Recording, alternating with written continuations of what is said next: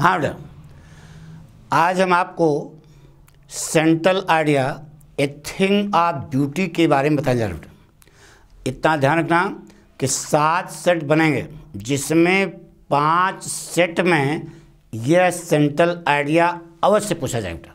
कितने सेट में? 5 सेट में। अब तुम्हारे यहाँ कौन सा जाएगा इसकी जिम्मेदारी हमारी नहीं है, लेकिन 7 में 5 सेट में यह अवश्य आना है, बार बार करें। यानी कि यह आपको आप अपनी जुबान पर इसको रख लो बेटा, पक्का आएगा। 4 नंबर आज आपके पक्के हो गए, ठीक है। बहुत ध्यान सुनो बेटा कि सेंट्रल आइडिया आपको 10 बार बता चुके कि इसका अर्थ क्या होता है बेटा। केंद्रीय विचार, यानी कि पूरे कविता का निचोड़ क्या है यह आपको बताना है सेंट्रल आइडिया में।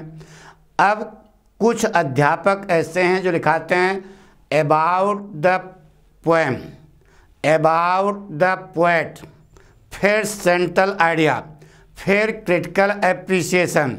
ये सब लंठई करके समय बर्बाद ना करना। हम बता रहे हैं कि सबका अपना जो हेडिंग है उसका महत्व होता है, उसको समझो। केवल आपको कविता का केंद्रीय विचार लिखना है, बस। मूल मंत्र क्या है, उसमें क्या बताया गया, यह आपको लिखना है बेटा। हमारी बात समझ रहे ना। तो सेंट्रल आइडिया आज हम बताने जा रहे हैं आपको ए थिंग ऑफ ब्यूटी का, जो बहुत ही इंपॉर्टेंट है बेटा। तो अब आप कैसे लिखोगे? आंसर नंबर जो भी है, आंसर नंबर यहाँ लिखना, बड़ा ब्रैकेट सेंट्रल आइडिया। पाठक स्टाइल है, आंसर नंबर जो भी है लिख देना, बड़ा bracket central idea. Answer number को अंडरलाइन कर देना। अब देखो बेटा, ये एक तरफ लिखना है इधर द पोएम, काली स्केच से लिखना, और इधर गोरी पेन से लिखना। गोरी पेन मतलब समझ रहे ना, अरे नीला पेन यार, नीले जल से ए थिंग ऑफ ब्यूटी।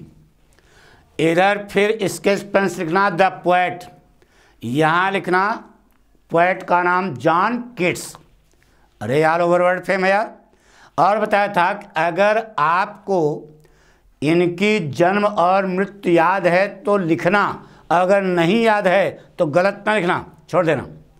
जैसे आज देखो हमने नहीं लिखा, पक्का। अब इसका सेंट्रल आइडिया यहाँ से लिखना शुरू कर। कैसे लिखोगे देखो, the central idea of the poem a thing of beauty. अरे अब इतना नहीं लिख पाओगे यार, कहाँ बेइज्जती कर रहे हो, इंटर पढ़ रहे हो। The central idea of the poem a thing of beauty composed bye John Keats. Composed bye John Keats को भी सिंगल इन्वर्टेड काम करना चाहिए बेटा, ऐसे, ठीक है।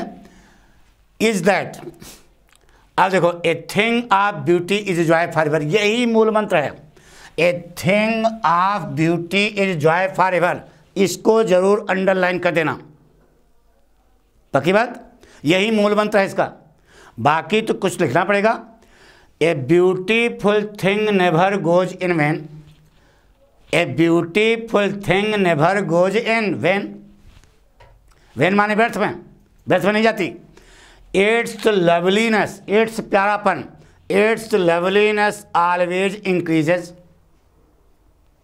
इंक्रीज में बढ़ती यार, पक्का। Nature is the resource of beautiful things, nature is the स्रोत of beautiful things, nature is the resource of beautiful things.